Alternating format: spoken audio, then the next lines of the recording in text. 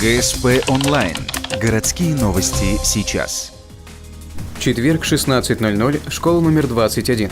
Выставка детских работ, посвященных Дню пограничника. Она проводится каждый год среди учеников начальных классов. Раньше ребята рисовали тематические картины, однако на этот раз решили сделать что-то новенькое. В этом году решили попробовать поделки. Их, конечно, получилось немного меньше, но они достаточно красивые, и ребята проявили свою фантазию, проявили знания какие-то о погранвойсках, показали свои знания. В этом году представлено 15 работ. Они сделаны из различных материалов, от конструктора лего до пластилина. За усердие и старательность 26 мая все участники получат сладкие призы. А 5 победивших работ будут продемонстрированы 27 числа возле Вечного огня.